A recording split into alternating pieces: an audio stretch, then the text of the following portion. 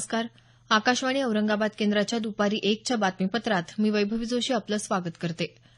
अतिवृष्टी आणि पुरामुळे शेतीचं होणारं मोठं नुकसान लक्षात घेऊन शेतकऱ्यांचे पीक विमा दावे त्वरित मंजूर होण्यासाठी विमा कंपन्यांना अधिक कार्यतत्पर करण्याची योजना तयार केली असल्याचं पंतप्रधान नरेंद्र मोदी यांनी म्हटलं आहे.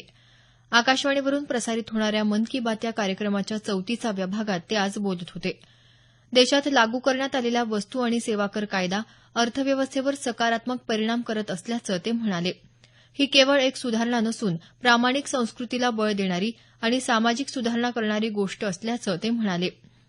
असहकार आंदोलन आणि भारत छोडो आंदोलनाचा प्रारंभ तसंच देशाची स्वातंत्र्यप्राप्ती अशा महत्वाच्या ऐतिहासिक घटना ऑगस्ट महिन्यात घडल्यानं हा क्रांतीचा महिना असून यंदाच्या स्वातंत्र्यदिनी प्रत्येक भारतीयानं एक एक संकल्प करावा आणि 2022 साली साजरा होणाऱ्या 75व्या स्वातंत्र्यदिनापर्यंत तो पूर्ण करावा असं आवाहन त्यांनी केलं आहे. यंदा आपण भारत छोडो आंदोलनाचं 75वं वर्ष साजरं करणार आहोत असं सांगत भारत छोडो हा नारा डॉ. युसूफ मेहर अली यांनी दिल्याचं पंतप्रधानांनी नमूद केलं. यानिमित्त नरेंद्र मोदी अॅपवर तरुणांसाठी भारत छोडो प्रश्नमंजुषा आयोजित केली जाणार असल्याचं त्यांनी सांगितलं. यंदाच्या स्वातंत्र्यदिनी पंतप्रधानांच्या भाषणात कोणते मुद्दे समाविष्ट असावेत याबद्दलची सूचना पाठवण्याचं आवाहनही त्यांनी केलं आहे. ऑगस्ट महिन्यापासून भारतात अनेक सण सुरू होतात, त्यामुळे हा आनंदाचा काळ असतो. मात्र आपले सण सामाजिक सुधारणेचं माध्यम बनावेत अशी अपेक्षा त्यांनी व्यक्त केली. सर्वांनी मातीच्या गणेश मूर्ती आणाव्यात आणि गणेशोत्सव साजरा करताना सामाजिक एकता, जागरूकता आणि संस्कार रुजवण्याच्या दृष्टीनं लोकमान्य टिळकांचे याबाबतचे विचार पुढे न्यावे असंही पंतप्रधान म्हणाले. दहशतवाद हा आंतरराष्ट्रीय धोका असल्यानं कोणत्याही देशानं त्याचा माध्यम म्हणून तसंच आपल्या राष्ट्रीय रणनीतीसाठी वापर करू नये असं प्रतिपादन संयुक्त राष्ट्रसंघातले भारताचे राजदूत सय्यद अकबरुद्दीन यांनी केलं आहे. UN global counter terrorism strategy या विषयावरील चर्चेत ते बोलत होते. दहशतवादाचा माध्यम म्हणून वापर केला जाऊ नये यासाठी त्या देशांवर दबाव निर्माण करण्याचं धोरण अधिक तीव्र केलं पाहिजे असं ते म्हणाले. जम्मू काश्मीरमधल्या पुलवामा जिल्ह्यातल्या तहाब इथं दहशतवादी आणि भारतीय जवानांमध्ये झालेल्या चकमकीत 2 दहशतवादी ठार झाले. काल रात्रीपासून जवानांनी या भागात शोधमोहीम सुरू केली होती. आज पहाटे दहशतवाद्यांकडून गोळीबार करण्यात आला, त्यानंतर ही चकमक झाली. राज्यातल्या औद्योगिक प्रशिक्षण संस्था ITIमध्ये ऑनलाईन प्रवेश प्रक्रिया सुरू करण्यात आली असून पुढच्या वर्षापासून या अभ्यासक्रमाच्या परीक्षा ऑनलाईन पद्धतीनं घेण्यात येणार असल्याचं मुख्यमंत्री देवेंद्र फडणवीस यांनी सांगितलं आहे.